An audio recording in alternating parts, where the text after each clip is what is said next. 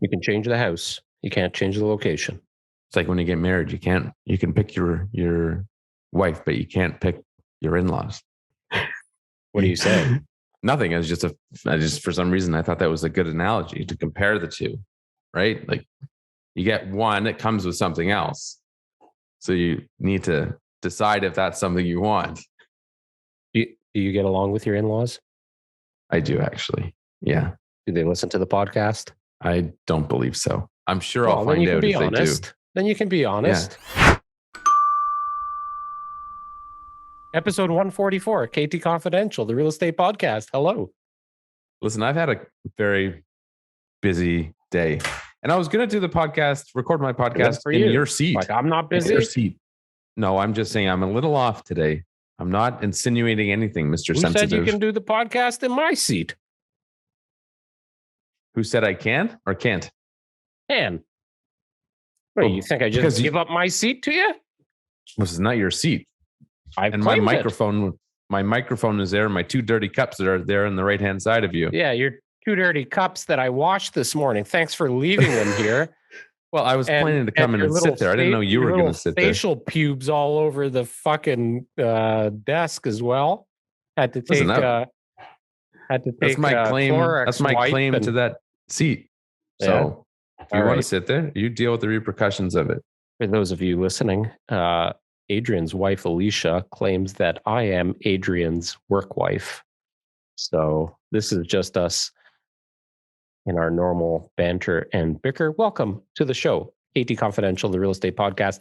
Today we're talking about buyers. Episode 144. And what buyers don't think about. And what prompted this, actually, I'll read it verbatim. And this is very impromptu because we haven't discussed what the items are. So we're just going to have to figure it out as we go. Well, Marcin chimed in on our YouTube channel on the last episode 143, which we talked about parking problems in the GTA.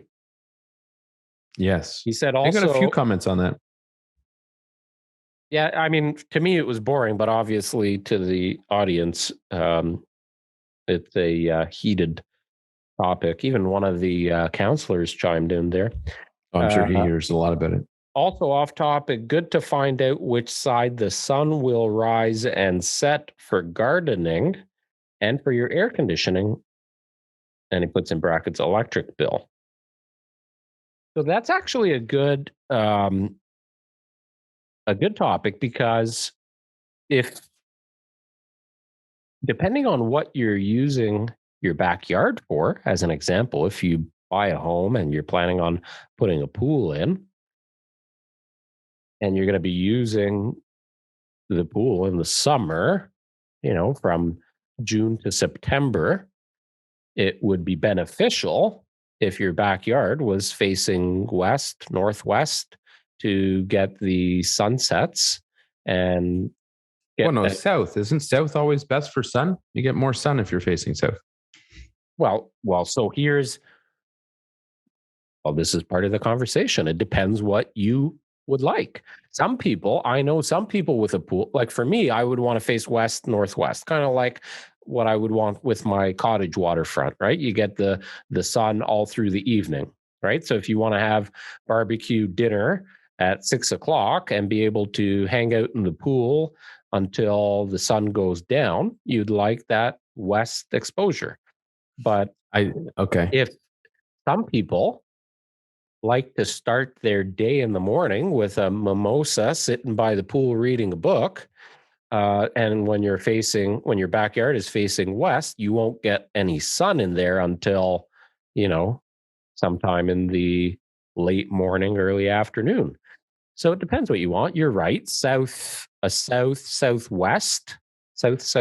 exposure will probably give you the most amount of sun in terms of time.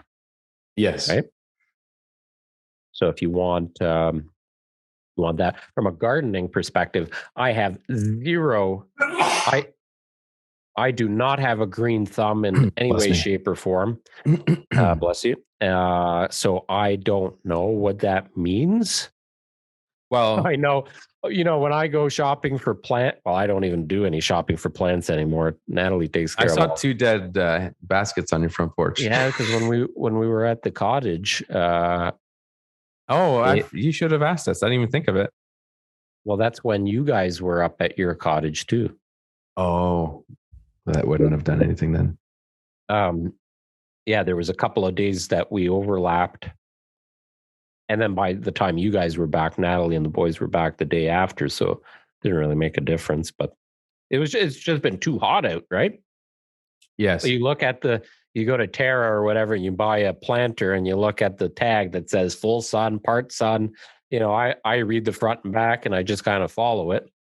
Well, and sometimes it's like half and half. Like our hanging baskets on the front porch, because it's on the porch, back half of the basket gets little sun and the front gets a lot of sun. So how do you buy something for that? Our baskets usually last a month or two, which is not bad, but then they dwindle. But exposure, I think, is a big thing. Like for me, so our backyard, we've got northeastern exposure. And it's sunny up until about noon, and then you get the shade pretty quickly progresses to cross the backyard. Mornings are beautiful in the backyard. Yeah, they are very, very much so. But if you had a pool, I would want sun all day. I would prefer a south exposure in that case, because you can always create shade, but you cannot create sun, obviously. So, I'd say in those cases, it's better to have more light, and then you can design your backyard around that, creating a cabana or just getting a big umbrella or whatever. But, in a market where it is very common and people pay premiums for it, is in cottage country. People want sunlight, as much sunlight as they can get. So people will pay a premium to have that exposure. But in the city, in the suburbs, certainly in the suburbs where we predominantly trade, it's rarely a topic of discussion. Well, it's not a topic of discussion anymore, because when you're buying a resale home, you have very limited choices, and you will probably find a home that you like, and it might not be facing the direction that you would prefer, but you end up buying it because you have no choice. Yes. If you're buying a new home with a builder, and you get several lots to choose from, then that might be a consideration, right? Like, I love having the morning sun in the kitchen. I think that's a great way to start your day, when the kitchen is nice and bright and sunny and you're making breakfast. That's really nice. But and then builders don't charge a premium for it, though. I wonder if they probably could, if they educated buyers on the spot and said, okay, well, these are south facing or southern exposures in the backyard, so you have sunlight all day. That comes at a $2,500 premium. They could make a lot of money upselling that. That's actually a really good point. Builders don't do that. I wonder why, because there is. I think that should be a bit of a premium, especially if it's a lot that could accommodate a pool. Then that's a big factor. Yeah, if you have a court and you've got one property on one side of the court, like, a court lot is going to be a premium anyways. Yeah. But if you have one property on one side of the court that's facing east, or the east exposure in the backyard, and the other one is southwest, same size lot, which would you choose? Obviously the southwest exposure for your pool lot, right? Right. But yeah, we don't ever see builders, to your point, actually selling that advantage, coming out and saying, this is a feature and you're going to pay a premium for it. Yeah, that's interesting. Maybe we'll get a developer chime in and comment on that. If they do, that would be interesting to hear about. Great. Now you're going to inflate the prices even more there, Trott. Well, those prices go up, it means resale prices go up. The other thing, so we're helping our clients. Some people say, I don't want a sidewalk because I want more parking. We talked about parking in the last episode. If you didn't listen to it, Adrian and I were talking about my property and the shortcomings of my driveway because a sidewalk runs through it. However, if you walk, if you take that sidewalk about, I don't know how many yards, 200 yards, you arrive at one of the best parks in Milton.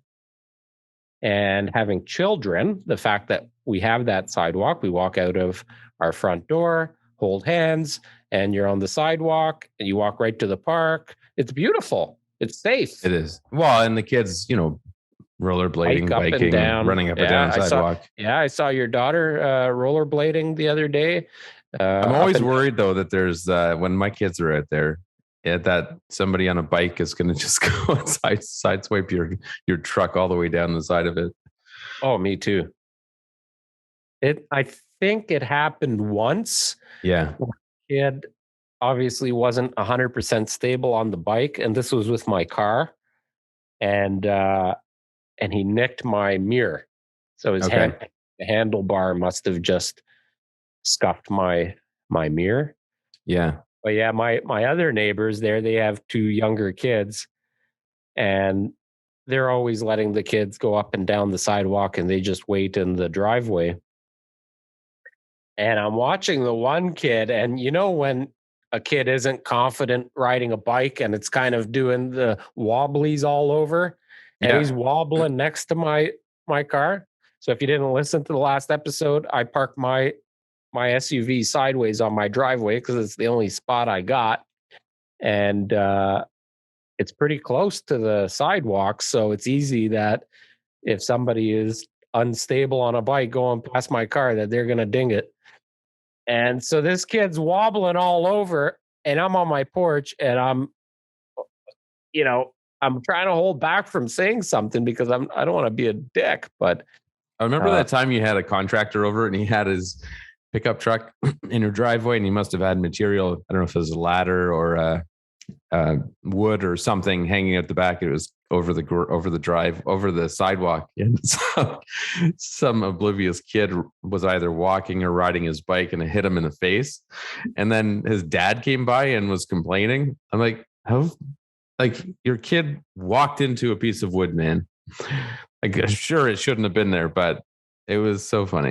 I wish I had cameras at that time, because my cameras now would have picked that up. Yeah. But yeah, so the pickup truck was it was my contractor. It was Raymond. He was I think he was unloading something. He was unloading materials, and he parked on my shortened end of the driveway there. So his pickup truck went over the sidewalk a bit, and he had, I don't know, 2x4s or something like that were they were in the bed of his truck, but like on an angle on top of the tailgate. Yeah. And it went past the tailgate. So the 2x4 was well into the sidewalk. And this kid, I don't know if he was searching for Pokemon or what he was doing, but he had his head down on I forgot about Pokemon Go. Yeah, he had his phone down on or he had his head down on his phone, and the idiot just walked right into the 2x4, smacked his head. But and then half an hour later, his dad is knocking on the door complaining.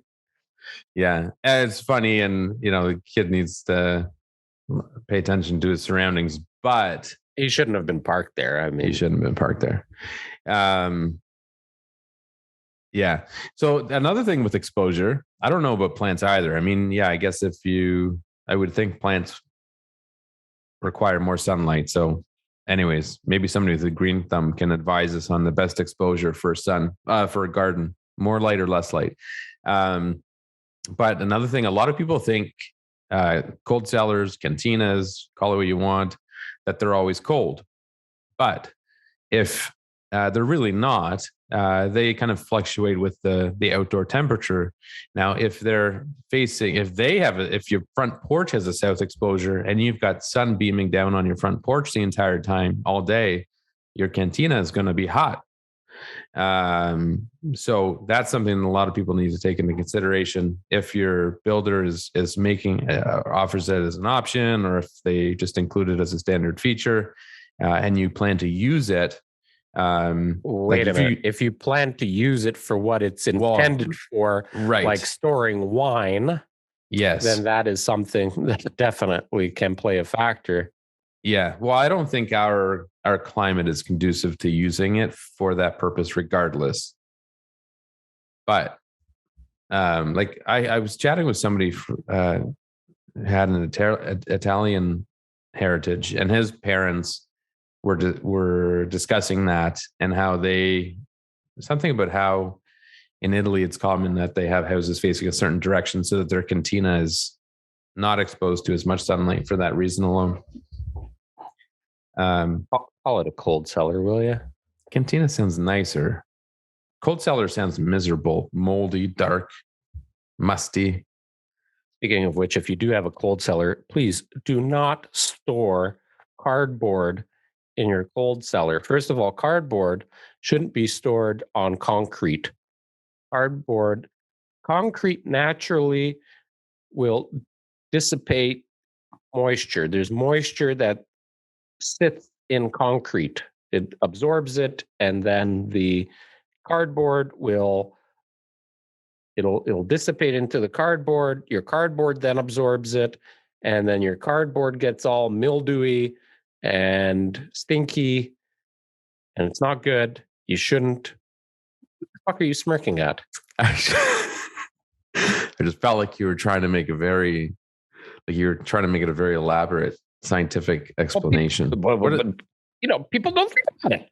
No, I agree. Well, when we moved into our house, especially new construction homes, because people got boxes lined up in their basements on the floor.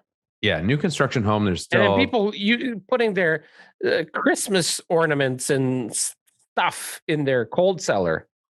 And new construction homes, there's still a lot of water in the concrete that you'll see it wicking out over the course of a few weeks or even months, depending on the time of year that you move in and the time of year it was built.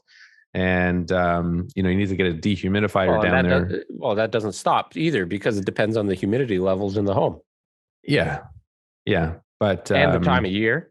Always keep any wood, paper, materials, cardboard, everything off the floor. Batteries. Yeah. I don't know why somebody have batteries sitting on the floor, but I don't know why. Well, if you own a boat, you own a cottage, you own like a car battery. Yeah. Okay. Yeah. Any kind of batteries. Yeah. I'm not talking about like a double A Duracell scattered in the basement. Okay. What other things are buyers not considering? We've talked about one is exposure, which I think is a big one. And I think we should dive into that some more. I talked about sidewalk. Sidewalk. Yes. And yeah, so the pros and cons of that we've explained. And that, yeah. Okay. Well, there you go. Sidewalk and exposure. Those are two pretty big things. They are. And there are two things. There are two things that you can address before you buy the house, a new or resale. In most cases. I think a lot of people with children really think about certain things more than people without children. So it's the people without children. If they are planning on having children, I think they need to think more about those kind of things, like having a sidewalk or having a park that has good amenities in it. Like, you and I are lucky that we've got Sunnymount Park within a 2-minute walk. That park you got the basketball and the dog park. You got the leash-free dog park. You got some nice walking trails. You've got a beautiful playground. You've got the splash pad. You've got the covered pavilion there where you can have lunch. You can really go to that park and be there for hours upon hours. You don't get that everywhere. So, for us as an example, our wives stay at home. They're stay-at-home moms, 2 kids. It's really convenient to be able to. Well, Alicia does actually do work for me. In case the CR is watching, just to make it official, she does. In fact, she's going to go to the office and assemble some of that stuff for me and clear out some of those boxes. Clear out what boxes? in that back room. The sanitizer boxes? Yeah.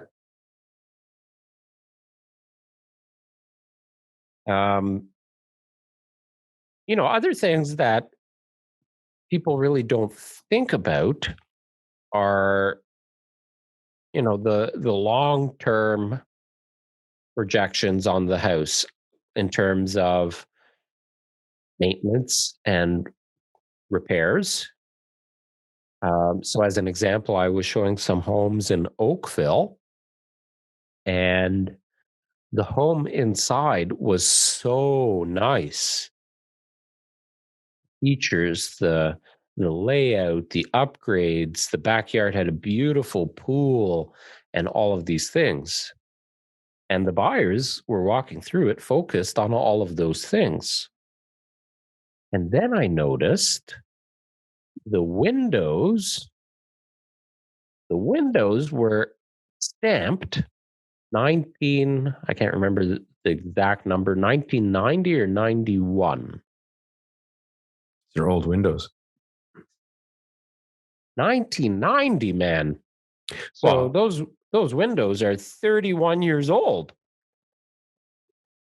I don't know what the ratings were for Windows in 1990, but I can assure you they are not doing much. Marcin, in his comment on the last YouTube post there, talked about exposure and air conditioning and preserving your electric bill. If you have Windows from 1990, I guarantee you are losing a lot of energy out of those windows. And some people won't care. Like if you go back further than that, you go to like a century home. Some people like the charm of the old windows, and they're not overly concerned about the lack of efficiency. I'm talking about a home built in the 1990s, though. Like, who's going to preserve those windows? I know. Like that's it. Yeah. I mean, those are garbage. They're not beautiful stained windows 150 years old or anything like that. They're garbage. And the home above grade, probably about 3,500 square feet. Below grade, another 1,500 square feet. So 5,000 square feet. You're talking, I don't know, 20 to 30 grand to replace all those windows. That's probably low. That is probably decent, low. And that, because that's a big home, nice neighborhood, I'm assuming. That's probably a starting point. You're probably 50 to 60, to be honest.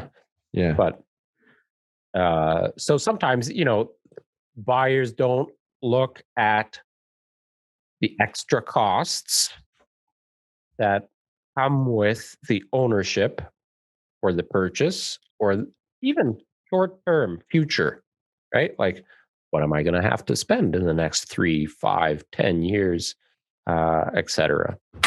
Well, I think another thing, just as I don't know if it's generalizing, but a couple things that buyers, more so newer buyers, first-time home buyers, they don't think of is they only see what they see. They can't see beyond it. So whether it's a deficiency or an odd layout, the nice thing with resale homes is you're buying, in most cases, in a more established community. You're getting often bigger lots than the newest homes being built. You're getting bigger trees.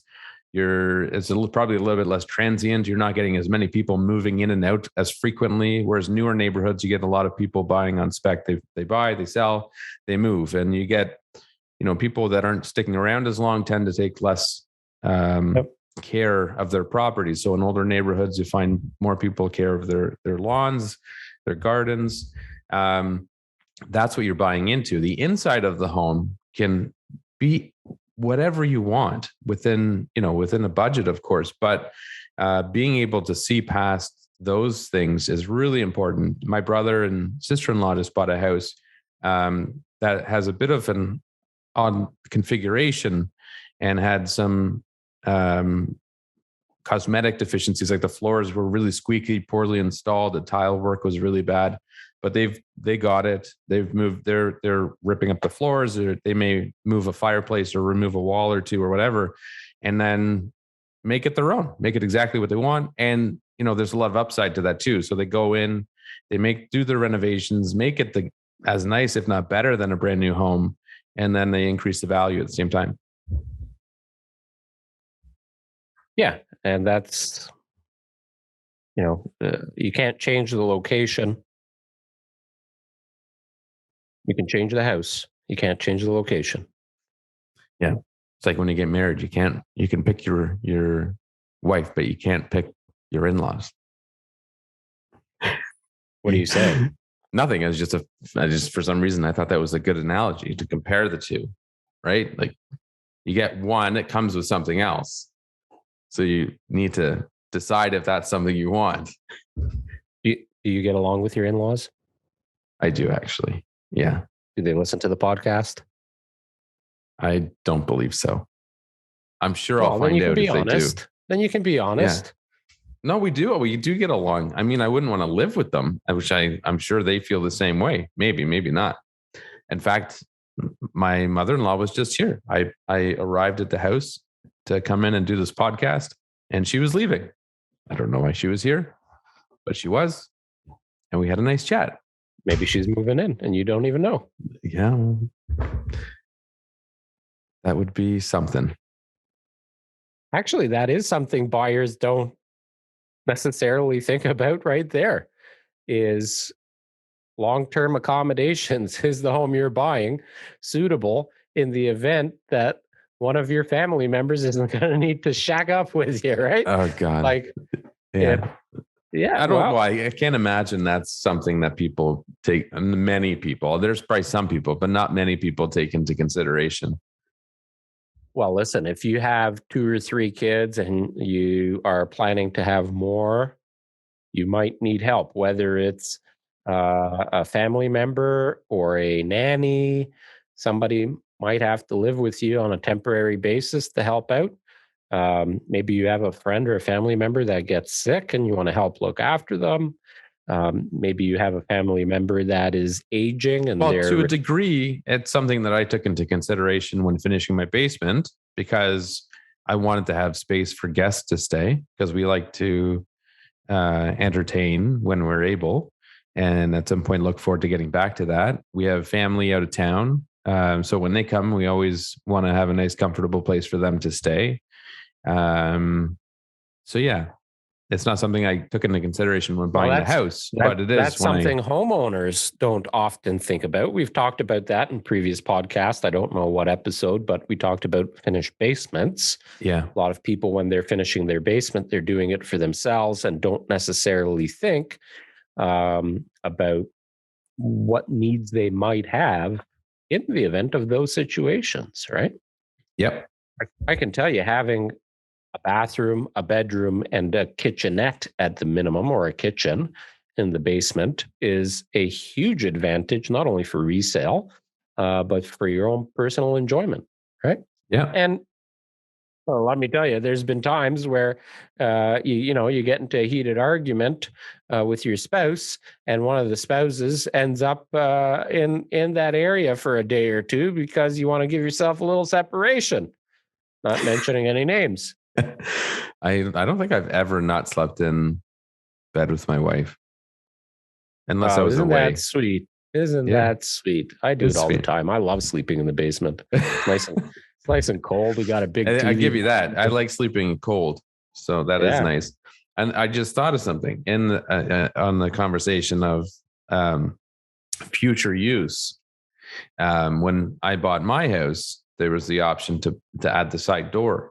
And then the design, it made sense to, because we felt for future use, it provided direct access to the basement, which was nice, not through the garage, which is one of the requirements for satisfying legal bylaws for an accessory apartment.